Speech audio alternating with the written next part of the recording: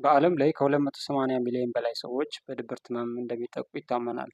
ታዲያ እርስዎ ወይም የሚያውቁት ሰው ከእነዚህ ምልክቶች ጋር እየታገሉ ከሆነ የስነ ልቦና ወይም የስነ አእምሮ ህክምና ድጋፍ ሊያስፈልግዎት ይችላል። የመጀመሪያው በየቀኑ የመከፋት፣ የማዘን እና የባዶነት ስሜት እየተሰማዎት ከሆነ። ሁለተኛ ከዚህ በፊት ይወዷቸው የነበሩ ማናቸውም የግል አክቲቪቲዎች ወይም ተግባራት እያስጠሉት ከመጡ። ሶስተኛ በየቀኑ ትንንሽ ነገሮችን እንኳን ለማድረግ አቅም የማጣት፣ የመድከም እንዲሁም ልፍስፍስ የማለት አይነት ስሜት እየተሰማዎት ከሆነ።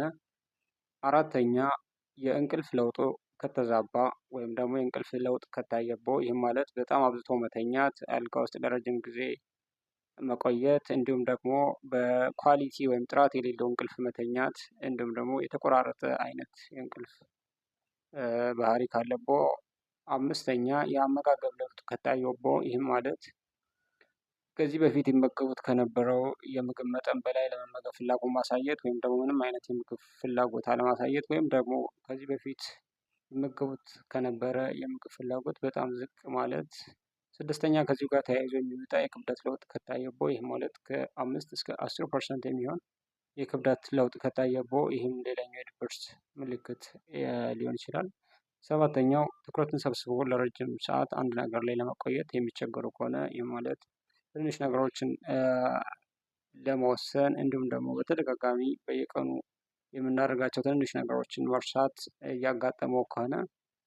ስምንተኛ በጣም የባዶነት ስሜትን ተከትሎ ዋጋ የለሽ አይነት ስሜት፣ ከዚህ በኋላ አልጠቅምም፣ አልረባም፣ ለሰዎችም ሸክም ነኝ፣ ብሞት ይሻላል አይነት ስሜት እየተሰማዎት ከሆነ። ዘጠነኛ ከዚሁ ጋር ተያይዞ በየቀኑ ራስን ስለመጉዳት ማሰብ ወይም ራስን ለማጥፋት እየታገሉ ከሆነ። እነዚህ በሙሉ የከፍተኛ ድብርት ህመም ምልክቶች ሊሆኑ ስለሚችሉ በአቅራቢያ ወደሚገኝ የህክምና ተቋም በመሄድ የስነ ልቦና ወይም የስነ አእምሮ ህክምና ድጋፍ ቢያገኙ ይመከራል።